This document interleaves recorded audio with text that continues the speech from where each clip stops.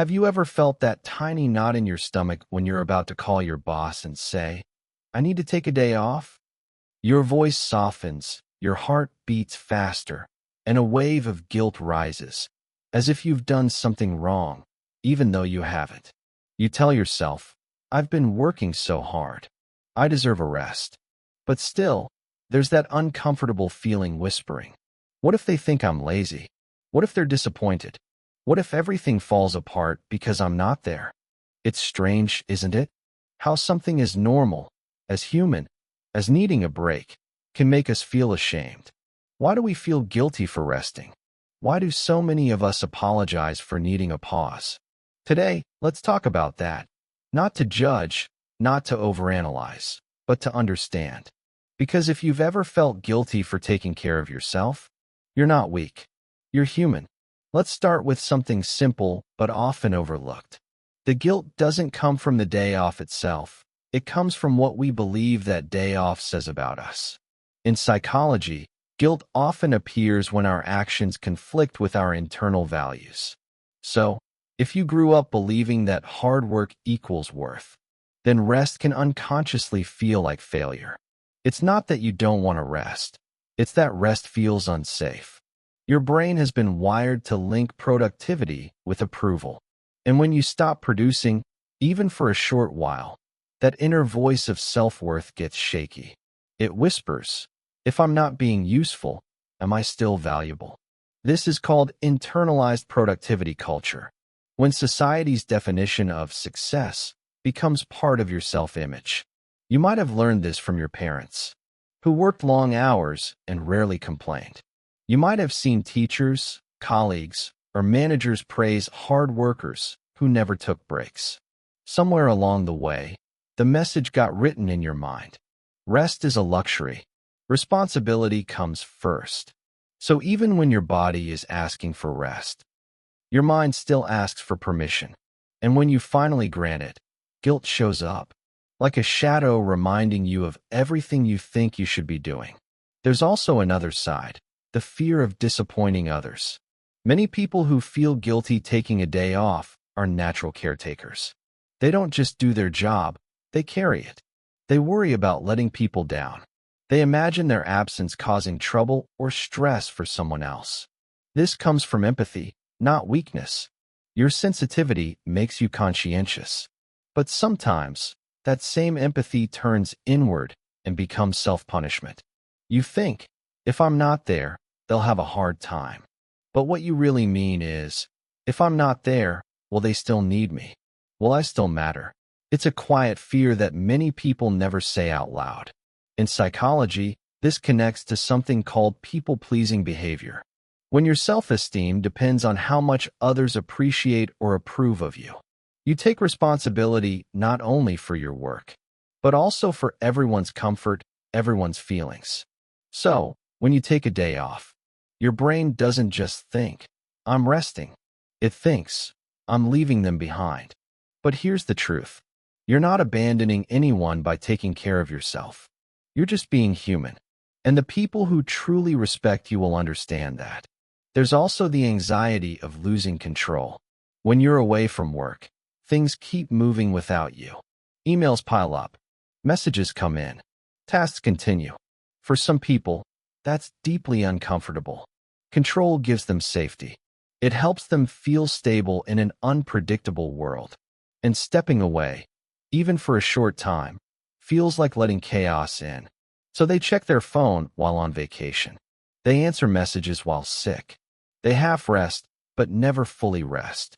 And when they finally stop, the guilt rushes in, because being still feels unfamiliar.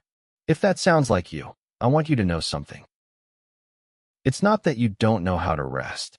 It's that your nervous system doesn't trust rest yet.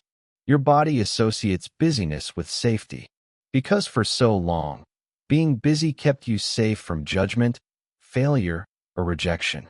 Rest, on the other hand, feels risky, like you're letting your guard down. But the truth is, your worth has never depended on how much you do.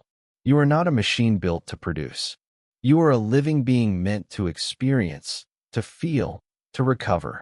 Another reason people feel guilty for taking time off is because they've learned to equate rest with selfishness. Maybe you were raised in an environment where putting yourself first was seen as rude. Maybe you watched adults around you constantly sacrifice their own needs, always showing up, always saying yes, even when they were exhausted. So now, when you take care of yourself, you feel like you're breaking some invisible rule. You're doing what others never gave themselves permission to do. That's why the guilt feels so heavy. You're not just fighting your own voice, you're fighting generations of conditioning. But someone has to break the pattern. Someone has to show that rest is not rebellion, it's restoration. And maybe that someone is you. In modern psychology, there's a term called toxic productivity. It describes the pressure to always be improving, achieving, doing, to the point that slowing down feels wrong. The tricky part is that this mindset is often rewarded. When you work hard, people praise you. When you overwork, they admire your dedication. But when you rest, the world goes quiet. No one claps when you say, "I'm taking care of myself today." But maybe they should. Because that's not weakness, that's wisdom. The truth is, guilt is often a sign of growth. It appears when you start to do something different from your old conditioning. When you finally put your well-being first, your brain sounds the alarm. Because it's unfamiliar, it doesn't mean you're wrong. It means you're healing. Guilt is often just the mind's way of saying, "You're breaking an old rule. Are you sure you're allowed to?" And the answer is yes. You are allowed to rest. You are allowed to pause. You are allowed to take up space, even when you're not producing. If we look at it from another angle, guilt often comes from kindness. You care. You don't want to inconvenience anyone. You don't want to leave people waiting or struggling. That empathy is beautiful, but it needs balance. Because if you keep pouring from an empty cup, eventually, there will be nothing left to give. Rest isn't the opposite of responsibility. It's part of it. When you rest, you recharge your ability to care, to create, to show up fully. So taking a day off isn't letting people down. It's how you make sure you can keep showing up for them long term. There's another subtle reason behind this guilt. Many people tie their identity to being dependable. They're the strong one, the reliable one, the one who never complains. And when they finally need a break, it clashes with that identity.